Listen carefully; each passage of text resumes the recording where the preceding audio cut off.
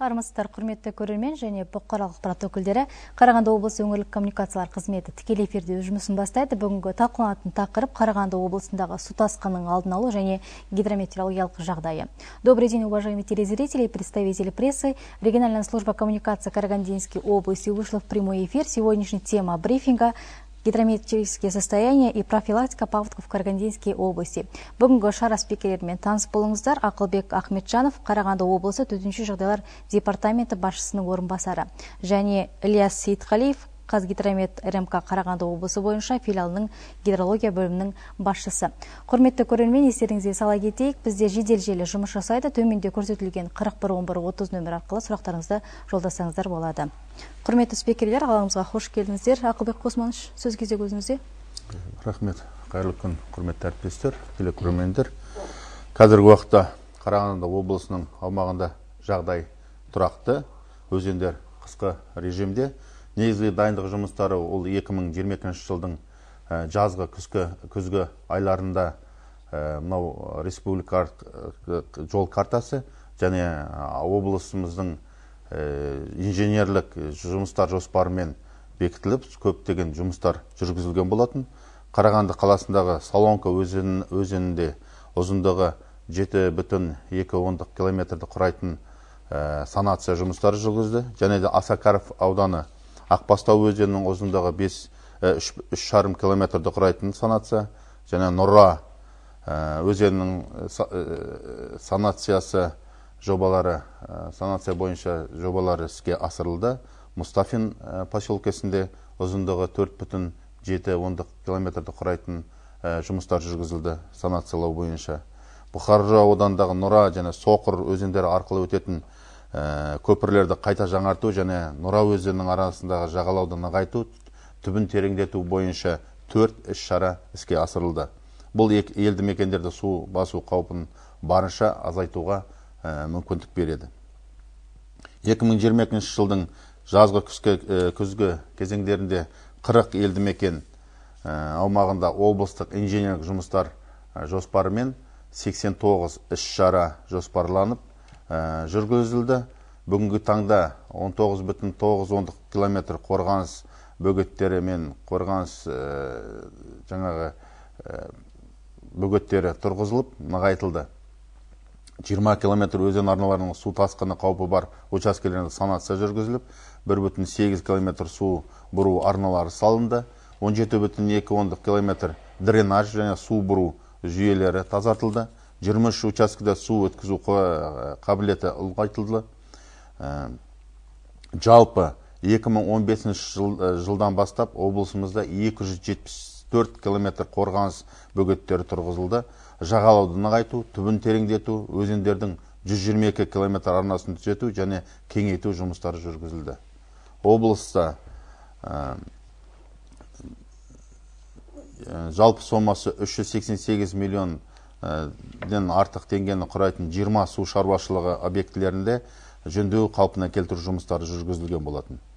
Қалалар мен аудандарда қар шығару жұмыстары белсенді жүргізілуде. Облыс бойынша жаңа шығарылған қардың көлемі 850 мың текше метрді құрап отыр. Облыста су тасқыны қаупі бар 149 елді мекен, автомобиль жолдарының 99 су тасқыны қаупі бар учаскелері және 237 су шаруашылығы құрылыстары ерекше бақылауға алынды. Самарқанд су қоймасынан 3 текше метр секундына шығыммен, Ынтымақ су қоймасынан 8 секундына 8 текше метр көлемінде санитарлық жаңа су төгілулер жүргізілуде. Қазіргі уақытта барлық су тасқыны қауіпті учаскелерде алдын алу жұмыстары жүргізілуде. Жаңа қорлар дайындалуда, резервте.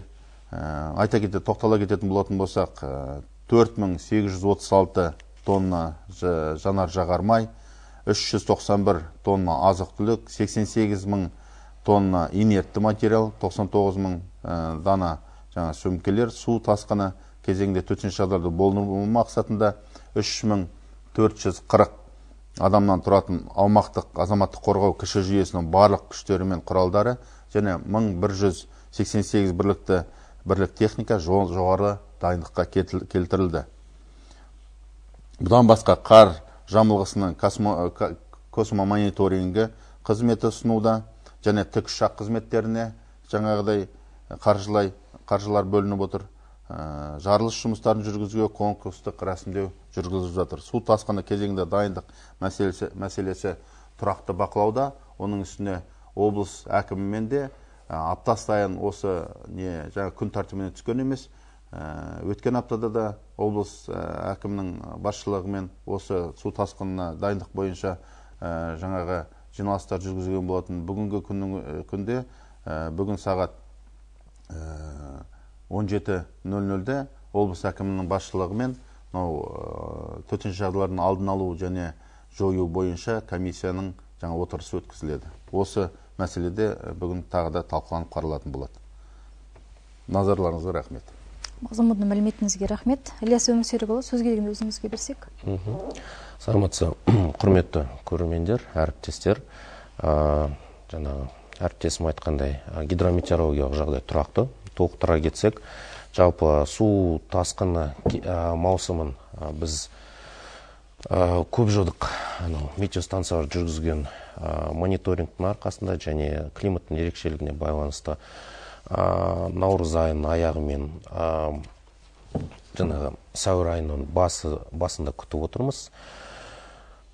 Енді жалпы қазіргі таңда бүкіл жалпы толық су тасқын сипаттамаларын айту туралы ерте, себебі жалпы қардағы су қорларын жинау процесі осы наурыз айының аяғына дейін жалғасады. Жалпы бүкіл сипаттамаларға тоқтала кетсек, 2022 жылдың күзіндегі болған топырақтың ылғалдануы нормадан төмен болды. Ол жақсы жағдай. Қазіргі топырақтың қату тереңдігі, қарапайым тілмен айтқанда жердің тоны максималды облыс бойынша 150 сантиметрге дейін жетеді. И осы су тасқынының негізгі көрсеткіші ретінде жаңағы қардағы су қорларының жалпы пайызға шаққанда осы Нұра өзенінде бізде 142% болып тұр. Нормадан, қарапайым тілмен айтқанда 1,5 норма. Ал Шерубай Нұра және Тоқырау өзендерінен нормаға сай несі. Осы біздің Қазгидрометтің жаңағы прогноз жасау бөлімшесі жасаған прогноз бойынша жаңа қардағы су қорын, топырақтың күзгі ылғалдануын осы тонны бәрі ескере отырып, су тасқыны қауіпті аймақтарға алдын ала баға беріліп, осы Қарағанды өңірі жаңағы су тасқын болу аймақтарын бұл қаупі жоғары тізімге енгізді. Жалпы алдын ала болжам бойынша бізде Тоқырауын өзінің бассейнінің су нормадан төмен күтіледі. Тек Нұра және Шерубай Нұра өзендерінің бассейнінде нормадан жоғары деп болжам жасалған. Енді алдағы ауа райыға нетсек, наурыз айы жалпы салқын деп күтіледі және жауын-шашын мөлшері нормадан төмен деп күтіледі. Алайда біздің жаңағы шұғыл континентті климат болғаннан кейін бізде жаңағындай осы февраль, наурыз, сәуір айында бір күн ішінде жарты немесе бір айлық норманы түсу әбден мүмкін екенін есіңізге саламыз. Болды, назарларыңызға рахмет. Толымды ақпаратыңызға рахмет. Келесі кезекте сұрақ-жауап сессиясы. Құрметті көрермен, өзіңіз толғандырған сұрақтарды 41-11-30 нөмір арқылы жолдасаңыздар болады. Итак, мы переходим к сессии вопрос-ответа. Уважаемые коллеги, если есть вопросы. Олай болса, желіге келіп түскен сұрақтар легіне көшейік. Қауіп жоғары өңірде Қарағанды облысы еніп отыр. Аймақ бойынша көктемгі су тасқыны халық зардап шекпеу үшін қандай жұмыстар атқарылуда? Біздегі жағдай қандай жалпы?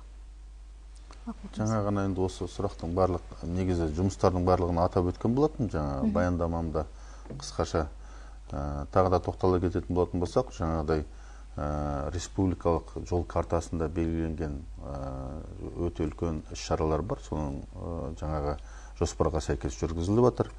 Оның үстіне басқа облыстардан ерекшелігі біздің облыста, облыстың әкімімен бекіткен тағы да жаңа инженерлік жұмыстар жоспары да бекітілген. Онда жаңағыда айтқандай 89 іс-шара жүргізілді. Оның жаңағы 11 іс-шара ғана уақытымен жаңағы толық біткен жоқ, бірақ негізгі жаңа іс-шаралардың барлығы ол мынау төтенше жағдайлардың, әсіресе су жаңа басу маусымын мейлінше азайту бойынша жаңағы құрылыс бөгеттері дейміз, солар құрылу бойынша көптеген жұмыстар жүргізілді.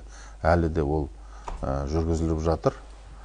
Қазіргі таңда енді мынау қыс айлары ғой. Қыс айларында негізгі жүргізіп жатқан алдын алу шаралары ол қар шығару. Мәселен, елді мекендерде қар шығарылып жатыр. Бүгінгі таңда жаңағыда тоқталып өтейін, 850 мың текше метр қар шығарылды. Әлі де ол жұмыстар жалғасуда. Одан кейін қазір күн кішкене жылына бастаған кезде мынау арықтарды тазалау, қардан, мұздан тазалау жұмыстары жүргізіледі. Су құбырларының көп жаңа жолдан өтетін су құбырлары қазір жабық күйінде. Ол күн жылынған уақыттарда сол ашылады. Жаңа су бөгетсіз өту үшін қыстың күні жабатын, ол жаңа қар түсіп жаңа бекітіп қалмас үшін оны жауып тастайды көбінесе. Жұмыс жеңілдету үшін. Келесі сұрақ, 2022 жылдың мамыр-қараша айлары аралығында облыс аумағында шамамен 14 шақырым қорғаныш бөгеттер мен біліктер тұрғызылып, нығайтылған екен. Автожолдарды су шайып кетпеу үшін назарда алынған ба?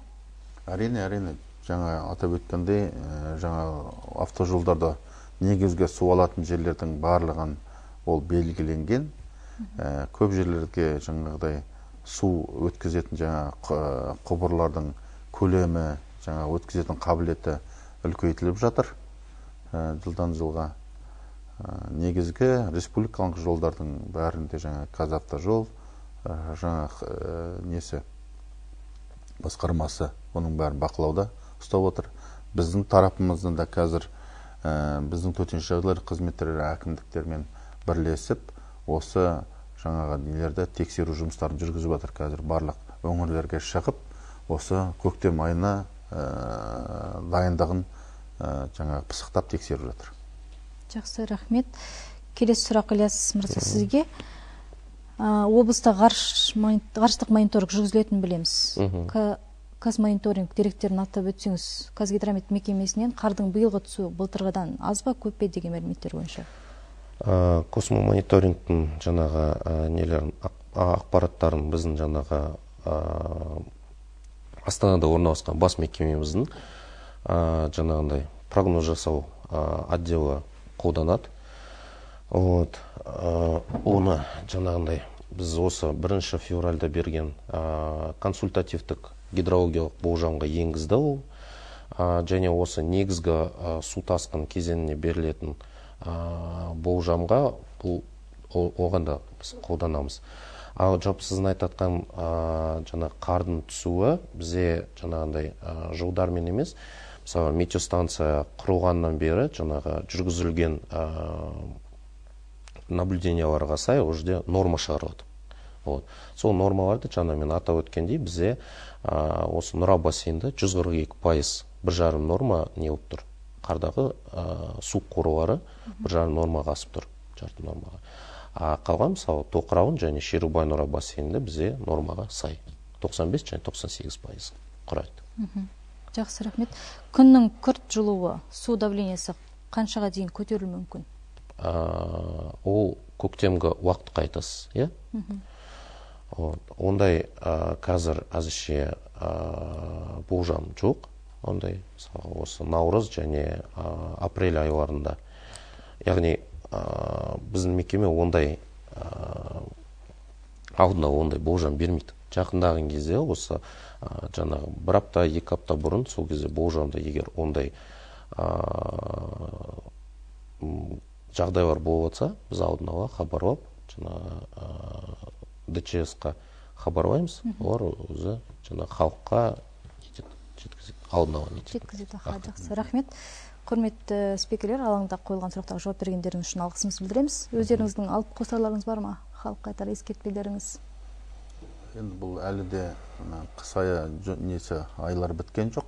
Әлі де алдымызда осылай жаңа ақпараттандыру жұмыстарын жүргізе береміз. Әлі де қажетті ақпараттарды беріп тұрамыз. Рахмет. Жақсы, рахмет. Құрметті көрермен, біз сіздермен келесі эфирге дейін қоштасамыз. Амандықта жүздескенше.